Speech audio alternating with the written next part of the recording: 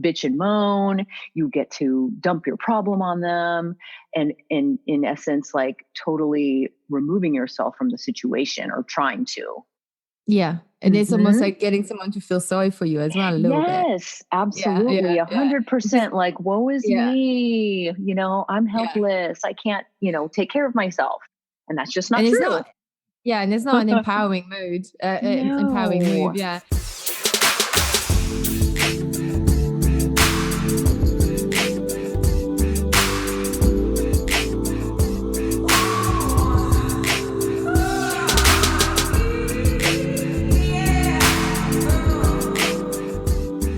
Welcome. And we're on today with my guest, Clarissa Castillo-Ramsey on I'm Too Old for This Shit podcast.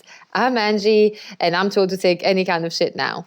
If you don't know me, I'm Angie and the founder of angies.com, which is angie-s.com, link in the show notes. I'm a health and skincare consultant where I help women who don't fit into the extremes implement healthier habits that don't manage them. I'm about tips and tricks that work, make sense, and just help you stay on top of it without making you bored to tears, okay? We're talking what you eat, put on your skin, and do to feel your best, whilst keeping it fun and irreverent. So I started this podcast because I want to talk about well-being beyond food, skincare, and meditation. I want to have guests on who can share their wisdom on relationships, sex, dating, owning a business, mental health, all of these things that I am also excited about and curious of, and have also experienced the ups and downs of. Now, I truly hope you find this useful and helpful to you as well. So today we have Clarissa, who will talk to us about conflict resolution. If you're anything like me, sometimes I can find human interactions difficult to navigate. I mean, I can speak up, I'm known to be direct, and I can even, if I have to, have a heated conversation. Maybe even an argument. But I don't like it. It makes me feel sick to my stomach afterwards. And so to avoid that, what do I do? Like, should I just resolve myself to being passive aggressive? And I can't stand that. It makes me feel icky. But in a world filled with that kind of behavior, it is tough to be the one to stand out and just be direct, because then all of a sudden you're the mean girl. You're the bitch. So sometimes I am also passive aggressive and I don't like it. I really, really don't. So I brought Clarissa on, who has gained a lot of experience dealing with difficult personalities before transitioning into people operations, who is also known as human resources and HR. So I really want you to get those strategies from her before you lose it on your boss, your colleagues, or your team. So without further ado, welcome, Clarissa. Hi. Thanks for having me. No, I'm excited to have you on today. Thank you so much for doing this with me here. So, for those who don't know you, can you give us like an introduction about you, sort of what you do, where you live, sort of like how you got to do what you are doing today as a job, which we're going to talk about. Sure. So, my name is Clarissa, and I live in the Los Angeles area in California, in the States. And my career has kind of taken different twists and turns. So I'll try and make this as succinct as I can. I'm an artist and an organizational psychologist. So that's kind of how I identify myself. And early on in my career, I really didn't know what I wanted to do. So I just kind of took those two interests of art and, dealing with people. And I did my undergraduate degree at Boston College, focusing on marketing and human resource management. And when I got out of school, I still didn't really know what I wanted to do. So I pursued, whatever job I could get. And at that point, it was retail management, and quickly discovered that really wasn't the career for me. It was just not really fulfilling. So I decided to leave Boston. It was really cold and I wanted to get out. All my friends had moved on, and I moved to sunny California and decided, you know what, I think I'm going to pursue this whole graphic design career. and really explore more of the creative interest that I've always had. I thought, it's still business. I'll be able to make money, hopefully, doing this, but hopefully also hit my creative interest. So I went back to school, got a career in graphic design, working for a food and beverage company, and stayed there for about 7 years. I loved graphic design for a very long time. And then towards the end of my career there, I just kind of felt like, here I am again. Something's missing. And I also noticed at work that there was just a lot of dysfunction and conflict and communication breakdown. And, and this is something that I had noticed at pretty much at every job that I've had. So I just decided, you know what, I'm going to pursue going back more to the human resources side and pursue a doctorate degree in organizational psychology. And so I went back to school for that, and went through my master's in organizational behavior, got my doctorate in org psych with a focus on organizational development. And that's where I'm at now. And currently I'm working for a healthcare company. Okay. And that's really, so what you're currently doing now in your role is actually has sort of really come from like your personal experience in those different jobs where you said, you saw some dysfunction, breakdown in communications, and that's how you sort of become, director of people operations now. Yes, exactly. Yes. Yeah. My interest, kind of led me back to this. Yeah, no, I love that because I think, if you've experienced it, you have a lot more of an understanding and empathy when you go in and help organizations with their own conflicts and dysfunctions. Yes. So basically, like, I think, I know that you are doing this, within a corporate environment, like a professional environment. But I think, there's, like as we identify when in a previous conversation, that those conflicts can enter in almost like, they sort of happen whether it's at work or in your personal life, right? So I thought this would be great to sort of talk with you about, because, this is not just going to give some tools for when we go to work, but also in our personal life, correct? Oh, yes. I mean, we have one life, whether we're at work, whether we're at home, we're all human, and everything that, you can apply at work, you can absolutely apply at home. So something that I thought that was really fascinating last time we spoke, that you mentioned about this incident at work, and they, how you had to go in and resolve a conflict. And those were two adults, two grown up men. One was a professional and the other person was a sort of more of a manager role. And we talked about how people never really leave the playground. Right. Yes. So that's so true. And can you sort of explain a little bit why that is, and how, as a human, like as an adult, you can totally fall into a very childish behavior, which is, you can see that at work and in every day, in every walks of life almost. Yeah. I think, we are all, we all have our traits. We all have our, personalities, and that, kind of is shaped by who you are as an individual, how you grew up, those kinds of things. And that doesn't really change so much as we get older. And I think, we carry that, we carry our personality, we carry our traits to the workplace. And, but as an adult, you can learn how to modify your behavior. And I think that is key to bringing about change and resolution and having effective communication in the workplace.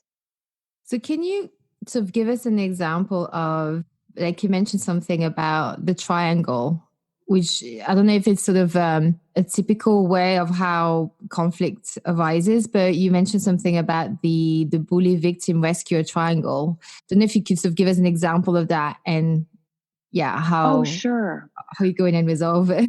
Oh, sure. Yeah. So, typically what I see at work is somebody, I'm just going to call them a victim. And this is the Cartman triangle, drama triangle, if anybody wants to look that up. And so the victim, for example, could say something like, my coworker is being mean to me, or my coworker is, talking down to me. And so then the villain or the bully, is that persecutor, is that other person. And oftentimes what happens is that victim goes to a third party, whether it's another coworker or their manager, and they want that third party, the rescuer, to, basically to save them. And so that kind of triangle comes up so much in the workplace. And the problem, as I have seen it, is when that rescuer, whether it's a boss, whether it's the peer, then takes on what the victim is, telling them to, and they want that rescuer to handle the situation for them. Whether that's, going to this bully persecutor and just saying, hey, lay off on Sally. She's just, trying to do her best, or the manager trying to, fix the problem. When the real thing, the best solution should be for that quote unquote victim, Sally, let's just call her Sally, to confront or talk with her persecutor, bully. Let's just call him Bobby. It could almost sometimes in certain scenario be like a bit of like a manipulative move, a little bit. Yeah, it can be. It can be, right? Yeah. Yeah. And yeah. And there's a payoff, there's a payoff for, going to somebody else and trying to have them handle your business, because you get to, bitch and moan, you get to dump your problem on them, and in essence, like totally removing yourself from the situation, or trying to. Yeah. And it's almost like getting someone to feel sorry for you as well, a little bit. Yes, absolutely. 100%. Like, woe is me, I'm helpless. I can't, take care of myself. And that's just not true. And it's not an empowering mood, empowering move. Yeah. And obviously, like, and like when we say like victim bully, we're not talking about, like assault. Not we're talking physical. just like, we're talking about like just stupid work conflict right. that happen just because we're people. Exactly. Is that because that almost also sound like, like let's say when a girlfriend calls you up because she has an issue with her partner she's dating, or someone she's dating, for example. And it's the same thing. People are reaching out to someone who they know will be on their side. And it's not actually helping. It's making the situation, usually makes it worse, because you only get one perspective. You don't have the other person's perspective. Yeah. So it's a big mishmash. So I guess like I'll maybe like come up with some examples to make that situation, I guess, sort of more tangible for people. But just before we go and do that, I was just wanted to get your insight as to like, why do people enter conflicts? Like, why does it always have to be so difficult? I think, when people have differing opinions or views on a really important topic at work, maybe it's a strategy for execution, maybe it's, setting a specific priority. Whenever people have, differing opinions, and it's an important topic, and and the stakes are high, quote unquote, like it's something that is going to affect business. That's typically when when conflict arises. And I think people just get stuck in looking at things their way. That's why we get stuck in conflict, is when people are just so standing their ground for their opinion. Mm-hmm. Yeah, it's like quite stubborn sometimes. Yes, exactly. Yeah, exactly. Do you have like a good example of where you've seen something like pretty common and sort of how you've gone in and resolved it, or what you sort of saw that, what happened? I think, the example that we talked about in our last conversation, I think is a good one, is, when I started in my career after I graduated, I was a professional development coach. That was my title. And I would go into offices and work with, different teams on communication, soft skills, teamwork, things like that. And so I would go in and make some observations and give feedback to the group. And in particular, I would spend time with one of the healthcare providers and just observe their interaction with how they handle patients and how they're talking with the team. And on the flip side, how is the team interacting with the doctor and patient? And, and before I go in, I always just ask, different people in the office, hey, what are you guys working on? How can I help you? How can I support you? Well, the one manager in this instance just came to me and said, oh my gosh, he doesn't listen to anything I have to say. He just discounts all my feedback that I give him. He's bull in a china shop. Very, very emotional and volatile. And so I was like, okay, good to know. And so I, noted that. And then so I went to the other side, and I talked to, the doctor that I was spending my day with. I said, hey, how's it going here? How are you doing? What can I help you focus on? And all that. And he pretty much said to me something similar.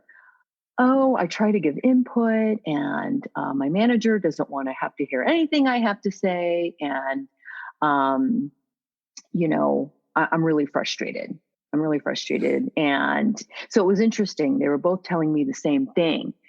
Mm-hmm. And then I had to make my own, observations. And I spent like the morning with them, just listening to different patient interactions, and I got to observe different team interactions, and I had my notes. And so at lunchtime, which is usually it is a really good time to just debrief my observations from the morning, I said to them separately, I said, hey, you know what? I think it would be really good if the three of us sat together and, just talked about things. And I said, because I'm hearing, I get how you're feeling, and I also get how he's feeling, and I think it just would be beneficial, for the three of us to have a conversation, and let me kind of mediate it. And so I both got their agreement to do that, and so at lunchtime I sat in with them, and I just said, hey, I just want to start with you. I'll start with you, doctor. You shared some things with me this morning.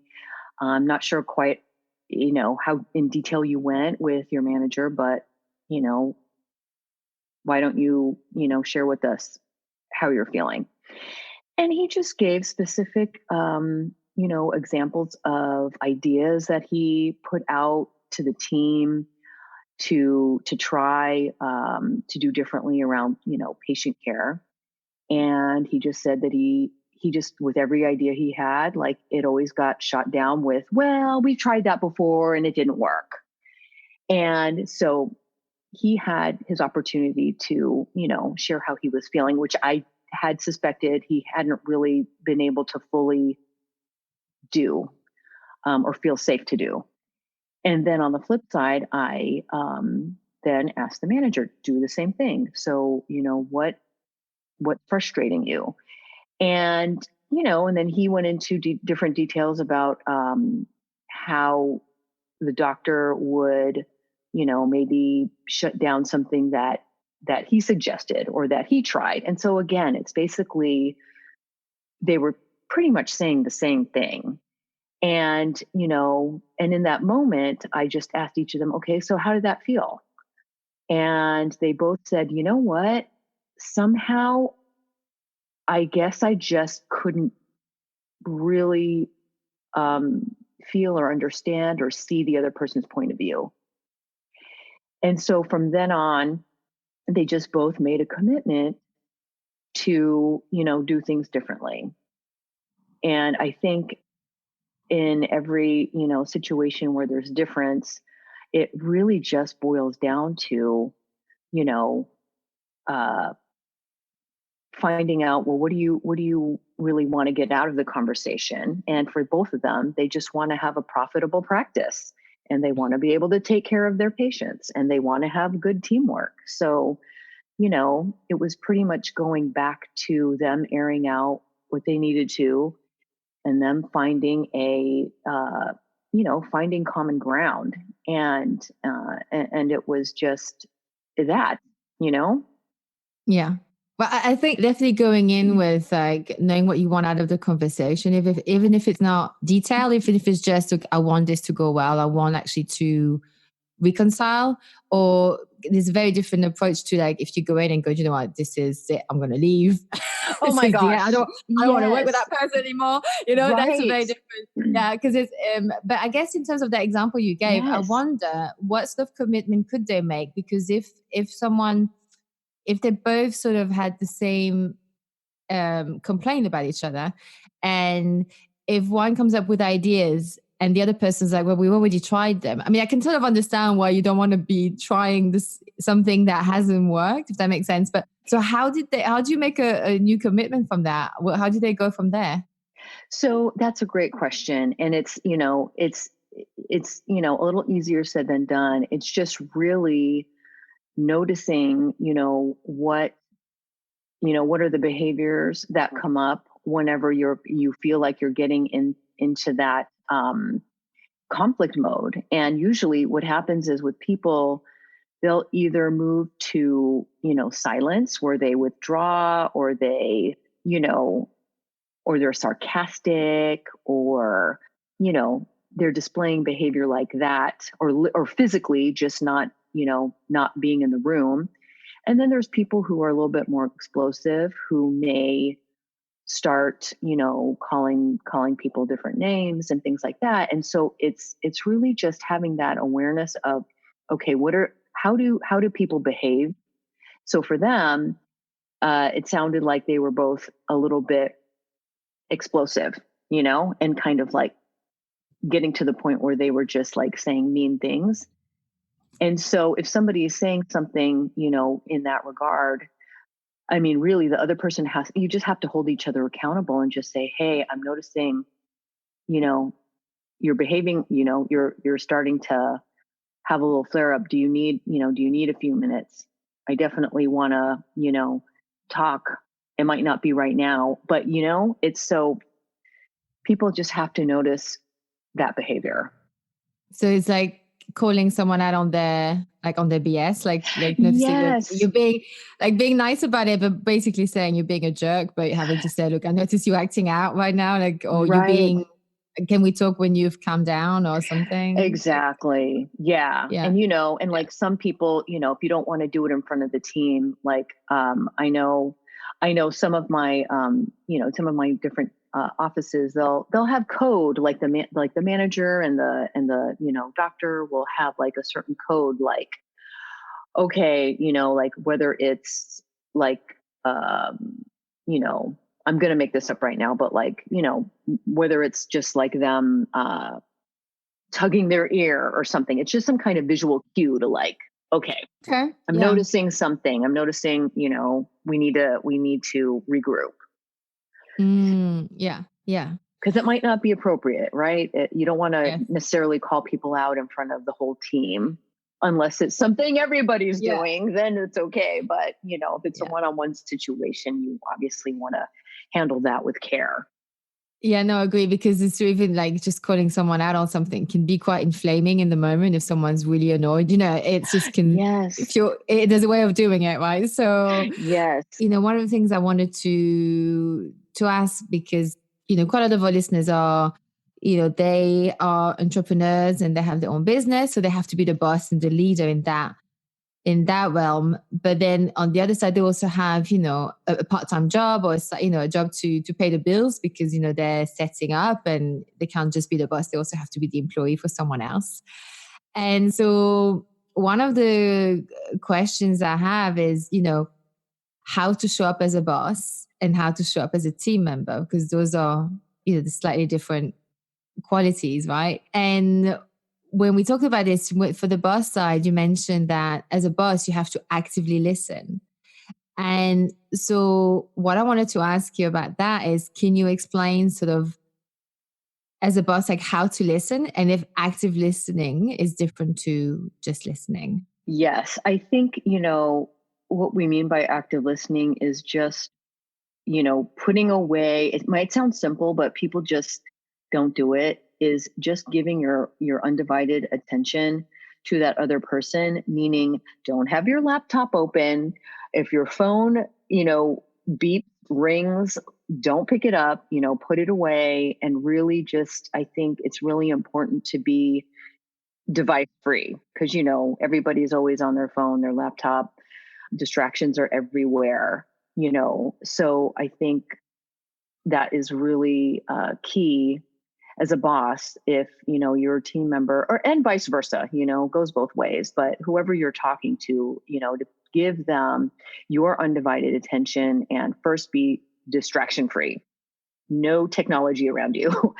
And and really just listen with an open mind. We all have assumptions, we all make up stories, about what a situation is. And as a boss, if you have a team member coming to you with a problem, you just have to stay curious and be open-minded and ask them to, explain, what they're going through. And it's also important to kind of like, rephrase, or, rephrase what they're saying, to make sure that you, as the boss, are understanding what they're saying, and not putting your own twist or interpretation on things.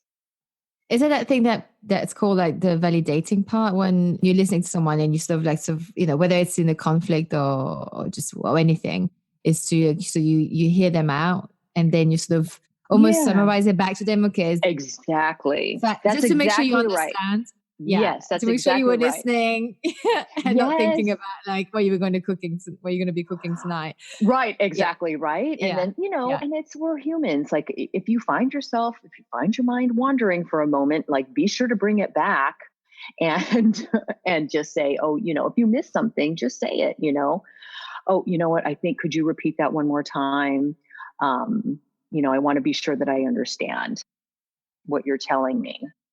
Yes, no, absolutely. Because that's the thing, isn't it? Like we all want to feel understood. We don't always get to, but there's that, we want to feel understood, whether it's granted or not. I'm not sure. I think sometimes people want to be too understood. I think just being accepted sometimes can just be good enough. But when there's a conflict, I think it's important Yes.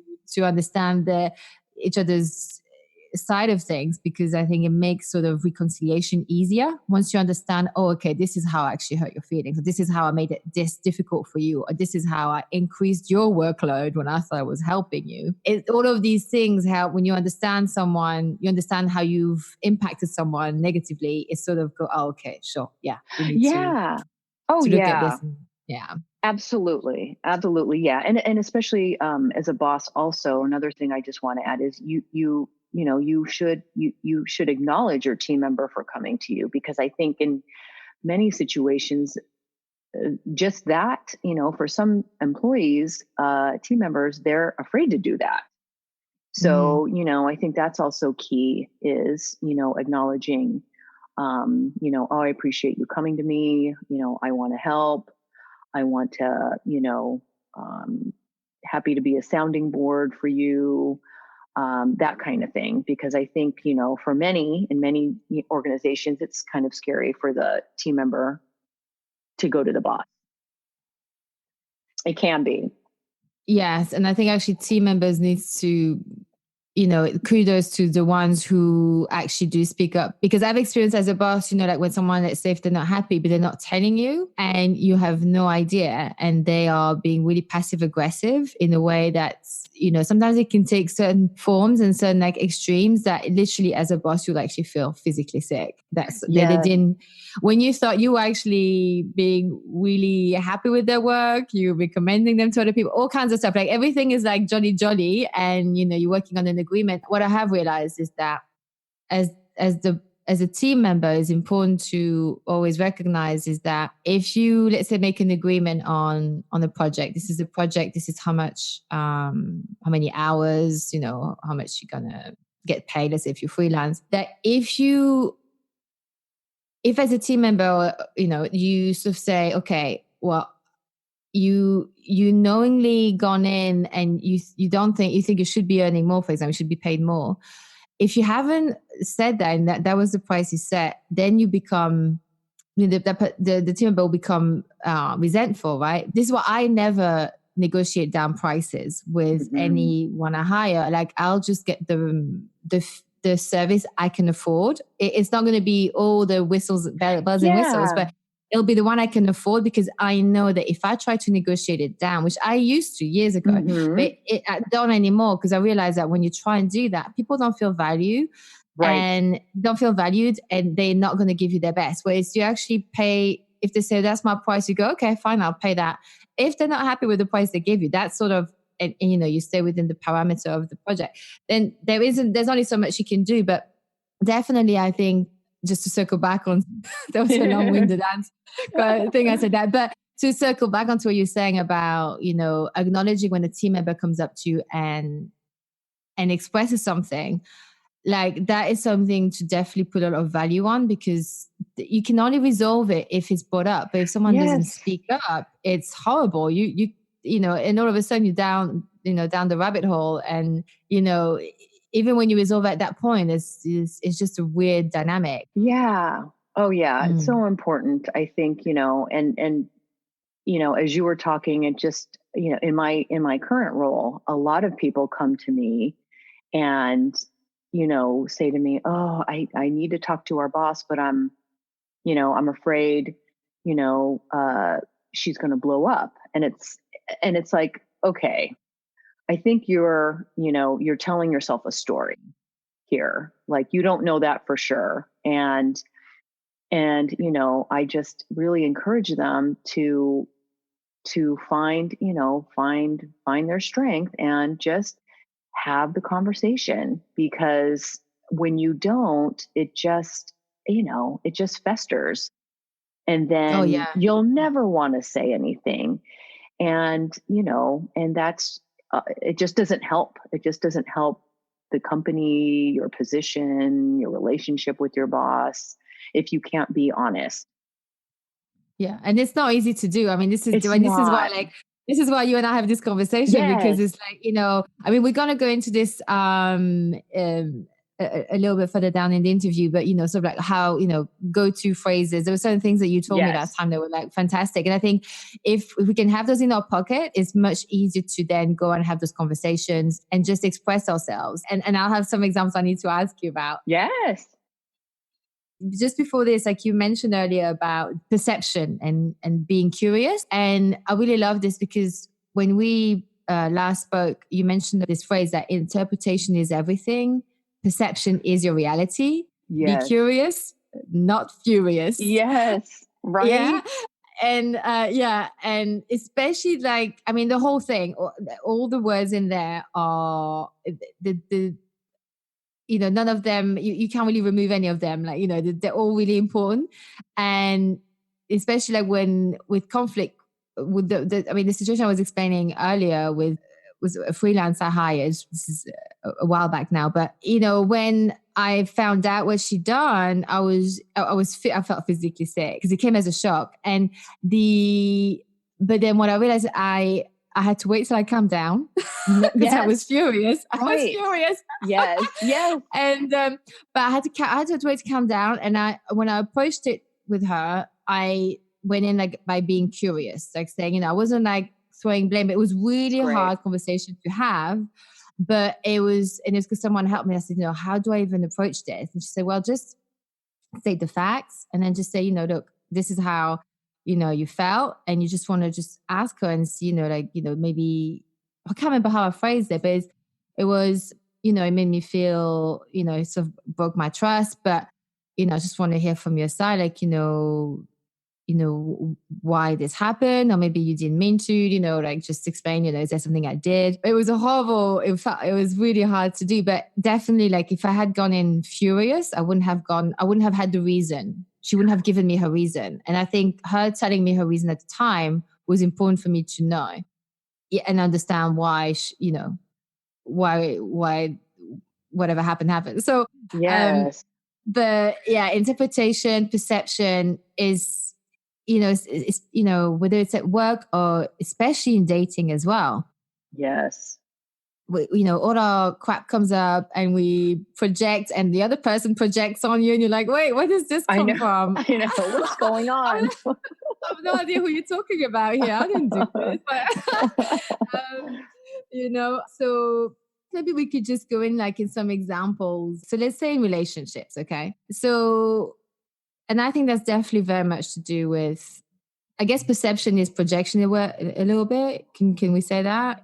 I think, we all just, have things that we're dealing with, and sometimes under stress, we may act out, and, that really has nothing to do with the other person. It could just be something that we're going through. So in that kind of situation, that's a little bit of, you're projecting, your emotion onto maybe a loved one or a coworker. I think of a time where and this is like a long time ago, but I just remember saying for an example here, I remember saying to one of my coworkers, I'm an early bird, so I would always get to work early. Like I would be at my desk like around 7 a.m. And I noticed one of my coworkers who normally came in later, she just started coming to work a little earlier. So I was just making conversation one morning, and I go, oh, you're here early today. I didn't mean anything by it except for that. Yeah. Oh, in my head, I'm like, oh, it's 7:30. She's normally not. And then she like snapped at me. Yeah. And was just like, well, it's not that early, or whatever she said, something like that. And I was like, okay, and so that's what I mean by, it had nothing to do with me and everything to do with her. So, yeah. But, mm-hmm. So I'm going to ask you for some, like, what I'm just going to sort of like fire some situations at you. Yeah. And, feel free to say yes, no, if you don't want to, if certain scenarios you're like, no, let's not go there. Okay. But yeah, sure. So I was going to find some scenarios, and so like what would be like and I guess what I'd like from you is, go-to phrases or key phrases, or how you would actually even just respond to this. You got it. So sounds good. Cool. So I'm going to start with relationships. There's only a couple of those, and then the rest like more like sort of to do with work related situations, scenarios. Okay, so so let's say so in relationships, so it could be friendship or dating, but I'm thinking about dating as if someone tells you you're being weird and you're just, I guess, just being nervous, and maybe that comes across weird, like how would you respond? Especially, I think, is when the person is themselves, the one who's saying that is probably quite tense themselves or quite nervous. Yeah. So I think, you're with a friend or a loved one and somebody says, to me, you're being weird, because that has happened. And I think, the other person just has to be curious. Well, what do you mean by that? How so?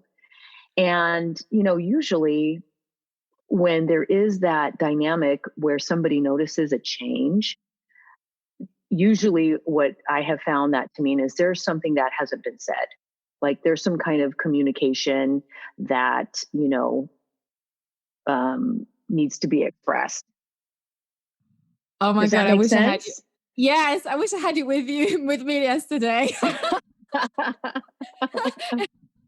Yeah. Oh my God, you're so on the money. Oh my God, I wish we'd started off with this bit. This is fun. Okay, so well, I guess in this is probably the same in a way. But I'm just gonna ask anyway. Yeah. So when someone now, obviously, who knows who's projecting here, but so let's say if I can see the person being really stressed out and I can tell they're projecting their stress onto me because they're saying things like, are you okay?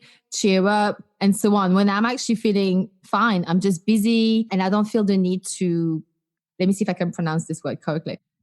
I don't feel the need to cuddle them. So not cuddling, not like a hug, but like cuddling, like their baby. Yeah. So and usually like that it just annoys me when someone does that. And I'm like, how do you handle that? Like, how do you say, I'm fine with that? Right. Yeah. Again, like I'm going to go back to my phrase. In those situations, I'm just curious. I'm like, I go, I've noticed you've asked me if I'm okay and things are going all right. And I've said I'm fine and I truly am fine. I'm just curious what am I doing or how am I being to make you think I'm not okay? I want to hear what you have to say. So you're kind of shifting it. You're kind of like going into that below, like, okay, like what's really the question behind the question, I have tried that and then they go, and then I don't get an answer. And you know what? At that point, then it's like, I would just say, you know what? Let it go. What, saying that to them? Oh, in my head. So, in your head, okay. And just let it go. Yeah. It's like, okay, this isn't, if you're truly fine, it's not you. Yeah. Yeah. Okay. So I have some example for work. So, yes. So how do you approach this? When someone's trying to help and they are very good themselves at their job and they're trying to help you, but actually by doing it, they're making it worse because they didn't check with you first. Okay. So how do you say, back off, bitch, I got this? Because one, you don't want to say it when they're nice, but right. in effect, that's how you'd say, like, in your mind, it's like, that's my first phrase in my mind is like, just back off, I got this, you definitely can't say that at work. So, so how would you handle that so it doesn't happen again and again and again? Oh my gosh, such a good question. And I think really what it boils down to is, a couple of things. So why is this person, thinking they need to help you? And I think, if you're working on a project, what's critical is, meeting with whoever is going to help or not help and really define what's the scope of the project. So what is this? And I think whenever things like that come up, it's because that expectation hasn't been set at the beginning. And, maybe that person just felt like the need to help for some reason. But I think in that kind of situation, it's really important for, for you to define where do you need help, from whom, basically who is going to do what specifically and by when. Yeah. And if this person is, and let's say you've done that, but maybe their work isn't, what you need, then it's just a matter of just talking to them and just, sharing, talking about the situation, like what specifically they did And, how is it impacting you and the project? And what do you, and talk about, whether or not you still need their help or redefining their role, so that whatever project it is, you're getting the most impact. Yeah. Yeah. I think it's funny because you mentioned a couple of things that were actually really relevant to that story, because the reason, like you said, there has to be sort of a reason why they felt they needed to help. And actually that reason was actually very legitimate, because I was new in that situation. And I've forgotten they've sort of been working on it before I arrived onto that project. And so obviously when I was off work, they went in to make sure everything was okay. So it was no big deal, but I was just sort of, I guess it's like an example because that could sort of happen. But I remember I said, but she realized everything was actually handled. And so when I next saw the person, she said, "Oh, so sorry, I didn't realize everything." And I said, "Oh, actually, that's okay." Like, because I knew I wasn't actually mad, but obviously not. But I just said, "No, I'm actually just really," I said to her, "I'm grateful I could actually, I know I can ask you next time if I need to." And I said, "I probably should have explained that, because I've I should have probably done a handover to say that I was, I had handled it now or something, how I worded it." But because the last thing you want to do is make someone feel bad for actually helping, especially when they're actually good at what they do. They just didn't realize. Right. Yeah. Yes. Just putting that out there, putting those expectations out there. Yeah. And to be honest, it was more my ego that had taken a hit. Like I knew, I was like, oh, that right. controlling side, I was just like, okay, so I have another one. So let's say let's say there's a new person on the team, okay? And that person needs to sort of establish some authority, but they're new, so it's a little bit difficult. But what they've noticed is that someone is not respecting deadlines that they have set, and those deadlines are important for a reason. How do you go in as that new person to make sure, like, how do you lay down the law without being like obnoxious about it? I think, I think whenever somebody's new on a team, they're always going to have to build rapport with everybody on their team, which, basically means just getting to know them, a little bit about them, even on a personal level. And I think if you're talking about like a manager who's new to the team, let's just say, they have to first build rapport and, talk about their style a little bit. How are they going to be a leader? And maybe, in that they just say, I am going to hold you accountable. So that kind of expectation is put out there. And, and if they're noticing that a team member is not meeting their deadlines, again, we don't have to get emotional about it, but we do need to have a conversation. And, it's just taking that team member aside and just, stating the facts, like, hey, I asked for XYZ report on this day and I didn't get it, and just really being specific with examples of what's happening, like kind of sharing your facts. And then, and then you have your interpretation of what that could mean. Like, do you have conflicting priorities? Is everything okay? And you're kind of, telling your story about it. And then you have to ask them what's going on. Like, is it what's going on your side? And, could it be a training opportunity for them? Or is it, are they feeling like they have other competing priorities that they have to get to, and they just are not really super clear on, what needs to be done and their side? And yes, they've obviously missed the deadline, but you want to get below that and find out what's happening. Why aren't they able to perform? And then you just reset expectations, and that's pretty much what you need to do.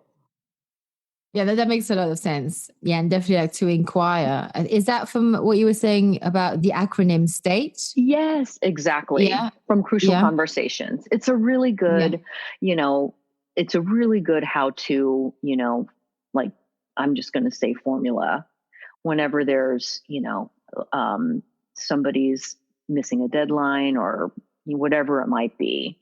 That's a great tool. So can you explain a bit about state? Sure. So with state is basically you are sharing your facts about a situation. So, let's just say this team member is missing their deadlines. So it could be, sharing your facts is, I've noticed you've missed XYZ deadline to get these reports into me.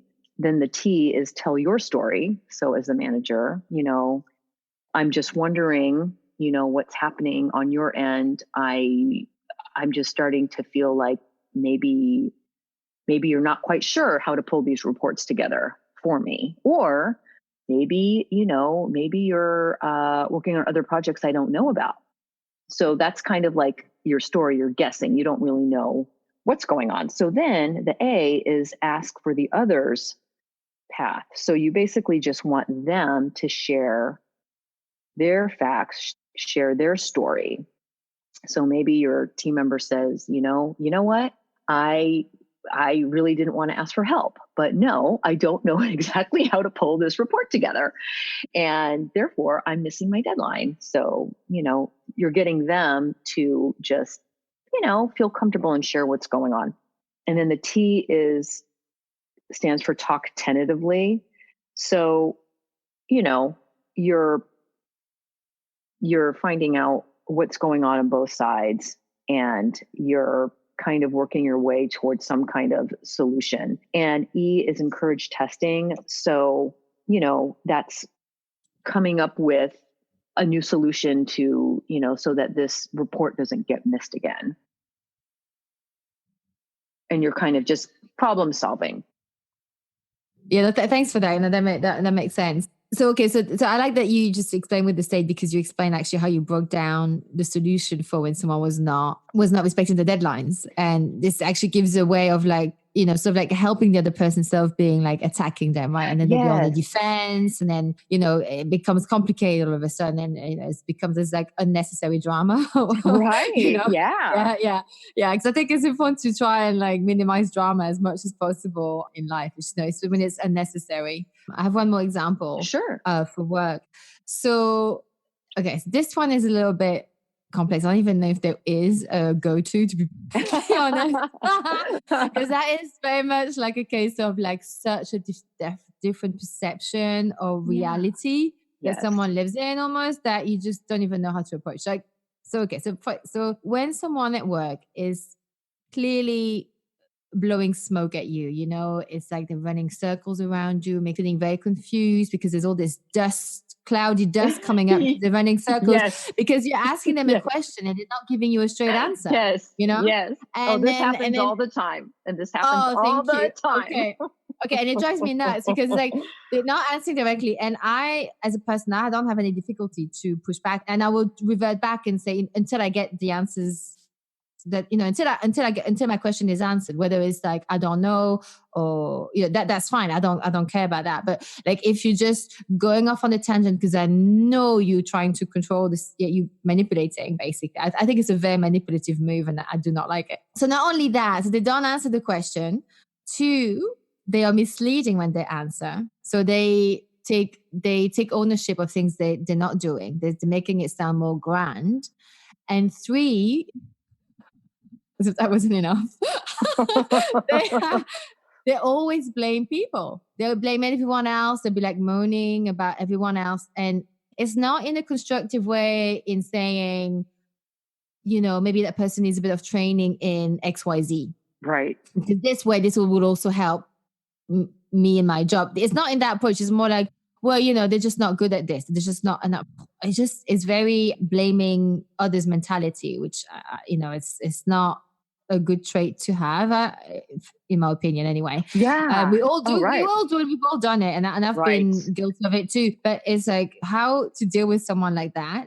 And 2, this is not someone who's like new in the workforce. This is someone who's been around for a long time. So it's almost like it's going to be difficult. You can't really change it feels like they're pretty much set in their ways and they piss off everyone around them, basically. Right. So how do you handle it? Yes. So I think there's a couple things that you said in there, and so I think I'll just handle them a little bit separately. And if I missed anything, feel free to just bring it back to the conversation. But when we cannot control other people, unfortunately, right? We cannot make them change. And there is a saying, you can lead a horse to water, but you cannot make them drink. And for the person who is always blaming, I think what you can, as an individual, just first, you can only change yourself. And so one thing you could do is just minimize your exposure to that person. I don't know if that's possible or not, but that is one thing that you can do. minimize your exposure to that person. And, in some organizations, like if this person is in a leadership position or wants to be, oftentimes the organization may invest in coaching for that person. Self-development, leadership development, because their behavior is, impacting in a negative way. So that could be something that the organization chooses to do. But that doesn't necessarily help you as somebody who's in the workforce with them. If you have trust with this person, then, you can take them to the side and talk to them and just, talk to them about specific situations that are happening. And a feedback model that I have used time and time again is what I call SBI, and it's from Center for Creative Leadership. So, talking to that person and just talking about the specific situation. So in a meeting, they were kind of talking in circles. I mean, if you have trust with this person, you could just say, you know what, in our last meeting together, I know I felt like, I wasn't able to follow what you were saying. I noticed, like in her behavior could be, that she just wasn't answering, questions that people were asking her. So that was her behavior. She was dodging questions. The impact is that people left that meeting feeling confused and they don't understand. And like literally just kind of like phrasing it in that way, if, obviously there has to be some trust level there, like to explain the situation, explain her behavior and tell the impact that it had on you and possibly, I mean, you can't speak for other people, but, and possibly on others, is that you all left the meeting like, huh? Okay, I really don't know where we're going from here, but yeah, I think really, when it comes to people who behave in that way, they're really, unless the organization decides to get coaching for them, they're going to have to want to change, I think, is what I have seen time and time again. Yeah. We can't make others change, but, we can control how we respond to them. And we can, in a professional way, do our best to have a conversation with them about their behavior and how they're impacting others. Yeah. Yeah, because I think a lot of it is not even, it's hard to know whether someone is behaving consciously or unconsciously in a manipulative way, because sometimes people don't realize it's all right. But it feels like, the terminology like gaslighting. Mm-hmm. Right. And it's like, oh, wait a minute, what? Yes. Exactly. But at the same time, it's not really gaslighting because it's executed in such an unsophisticated way that you can see through it. And that's kind of, I'm not sure if that's the most annoying part, is that it's like that. Sometimes when it's done in a way that it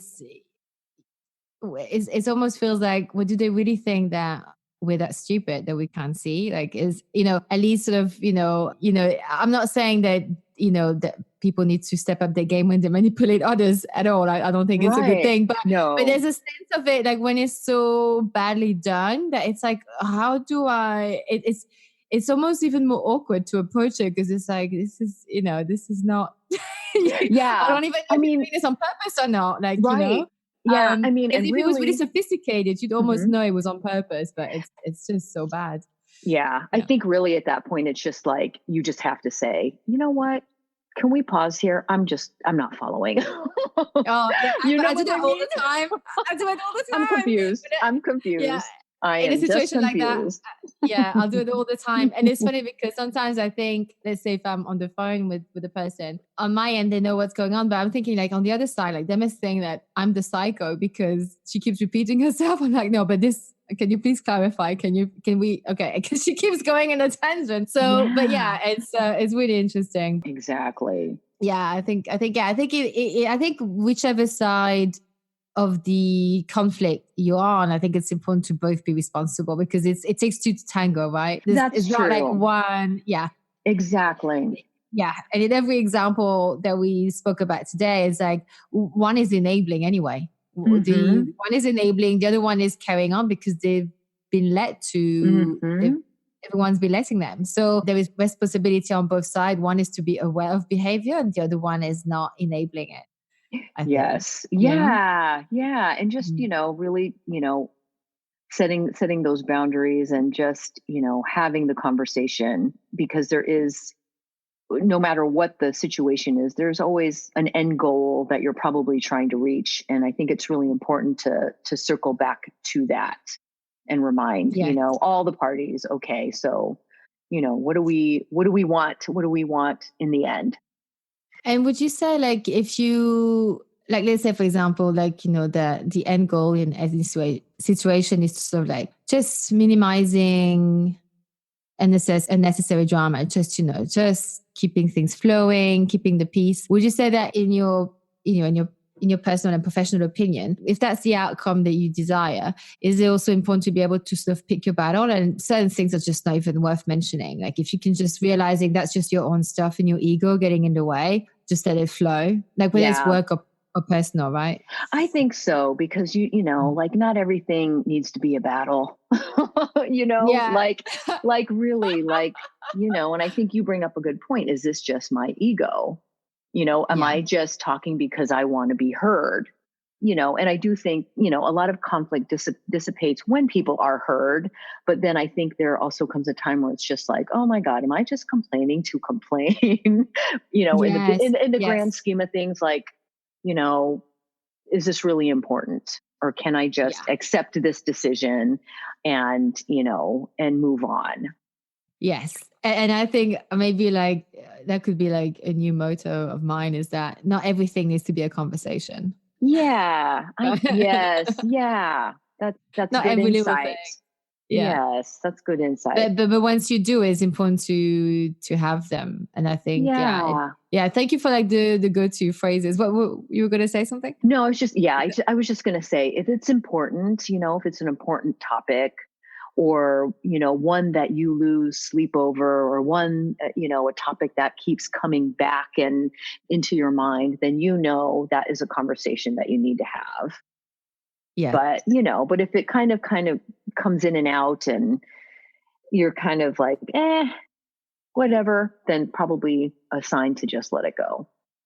Yes, absolutely. Yeah. And especially because I think feelings and relationships can be so fleeting sometimes, and like you can all of a sudden, out of what seems to be out of nowhere, things can blow up and you go, whoa. And so I think this is why like keeping it inside and just not expressing yourself is a problem. And like, so that's one side of the spectrum. And the other side where you don't talk about, where you talk about everything all the time, people get so, they get bored of it, Yeah, it's like, right. So it's finding that balance of what's important, right? So and do you have any tips in terms of like, how would you discern what needs to be brought up in life and what doesn't? I just think if it's a reoccurring theme, if it's a recurring, dynamic with, like, say somebody at work or a friend, oftentimes if that kind of like nagging feeling is like, oh gosh, I am again meeting, Susie for coffee and she's just going to complain to me. If you're always having that kind of thought, for example, in your personal life, then probably that is a good sign to, you got to say something. You're probably not saying something that you need to say. Like for example, hey, Susie, I noticed every time we meet, I'm your friend, I'm happy to help you. But every time we are together, you're always complaining about everything that's around you. And, and I don't, and what I really want to do is just have like fun with you. It just lately has felt like, it's always the same thing. And, how can I, is there anything I can do to help you kind of shift out of this, mindset or, something like that. If it's just always nagging at you, then it usually means you haven't said something. Yeah. I can imagine it must be also a bit hard to to hear go that there as well. Yes, Yeah, sure. and, It is. and for the It's not person to hear easy. that. But I guess that's the thing. I think a lot of the time, those conversations, when it's first said, the other person will most likely take offense and not like it and hate you for a little bit. But in the long run, they'll probably be like, God, I'm glad she said that or he said that, because otherwise I wouldn't have thought about it, and I wouldn't have tried to not realized it, that I was causing my own suffering and I was just going in circles, and I wouldn't be where I am today if someone hadn't told me. Yeah, right? it stings. Yeah. It probably stings, and then, but then, and then on the flip side, Susie's friend is also just enabling her by just listening and, and not trying to, kind of shake her from that. Yeah. So it's kind of a two-way dynamic, right? No, I agree. I think that's the thing is that I've had friends in the past who I remember, at the time that said something to me and I was just like, it actually hurt and I took offense, but I didn't react to them. I think I knew what they were saying was probably true, but I didn't want to hear it. And then, but once I sort of walked away and sort of thought about it and just, solve it, I was just like, what? I really respect that person for having been honest with me. And I find often when someone is honest with you, they say it, whether it's at work or in private life, often if you don't like it straight away, it most likely is going to be something that you're going to be grateful for in the future, because that would have been a pivotal moment in your own development as a person. Yes. Oh yeah. Same for me too. I have been, friends have told me things and I truly wasn't ready to hear it, but down the line, I was grateful, and I think, our friends are there to support us and help us. And it's really important to see underneath those comments and just know that underneath whatever stinging comment it is, it's out of love. Yeah. And it shows they've got your back. And I think it shows a trust as well. It means that actually now from, whenever I've had those situations, I actually trust this person's, whatever they say to me, I know that they're not going to be coddling me, because I hate that. Oh yes, it's okay. You're amazing. No, no one's that great. Everyone has their flaws, right? So, it's okay to just come out with it. And much easier life, I think, if we knew how to say those things and we, if those things are constructive, actually, it's not someone who's being malicious, but right. And I think we would get a lot out of it. Yeah. Yeah, definitely. Could you just mention some of the books that you recommend on the topic? Sure. So I think a great one that I always go to, it's been around for a while. It's called Crucial Conversations. Yes. That one is really great. And another one is Fierce Conversations. That's also a great resource. And if you're working on a team, a book that I have used over and over and over again at my work is called 5 Dysfunctions of a Team. Okay, well, that's great. Thank you so much. And I'll write down, I think it was the acronym STATE. And there's another one called SB, was it SBI? SBI, yes. Okay, cool. Situation, Behavior, Impact. Yes. Is there, I feel like we've definitely covered quite a lot of ground today. Is there anything maybe you feel, is there anything that you feel maybe I've missed or forgot to bring up? The only thing that I was thinking is, you know what, we're all human. So I think if we can just remember that we're all human, we behave how we behave. And I think if we can really just, remember that we're not all perfect and just start from there. Yes. I think that is so important. We're not robots. We're not, thank God. Thank goodness for that. Yeah. And it's always like I find like is the what's the word for that? Like the quirks in people. Yes, that's actually what makes me fall in love with them. Whether it's my friends, family, a partner, like it's the quirks, the little annoying things, a little bit. You're like, that come from. But because it makes them so human, that's what makes me relate to them so much more. And it's make me go, you know what? Like the fact that you're showing me your quirks, I love it. And those are the things that you'd miss actually when someone is gone. Is the quirks. You always bring up the quirks because God, you remember that thing she'd always do. Oh, totally. I know. I feel like that makes work fun. And also, you don't want to have everybody to be the same. That is definitely not a good thing at, any organization, because if everybody's the same, then you all have the same strengths, you all have the same weaknesses and blind spots, and you need people, who are different, and bring different things to the workplace. No, absolutely. Yeah. It'd be too boring. Oh yeah, it would be. Gosh. It would be. So I don't know if there's something that you're open to, but like where can people find you if someone wanted to ask more question or, hire for your services, like where can people find you? Sure. So I'll give two places that I'm at the most is Instagram, and my handle is CCR. Those are my initials, CCR_sunshine. I got my Instagram account so long ago before people were using their names. So I like it. I like it. Sunshine Clarissa. Yeah. And so that's my Instagram. And then you can find me on LinkedIn just under my name, Clarissa Castillo-Ramsey.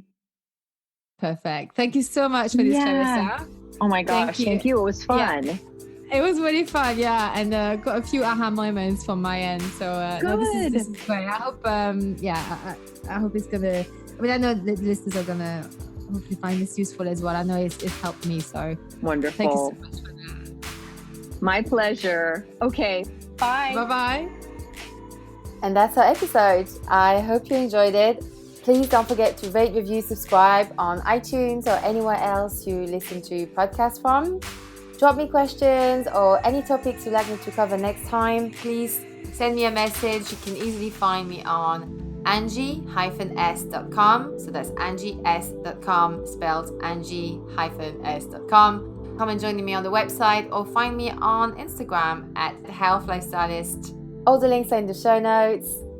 And until then, using health inappropriately.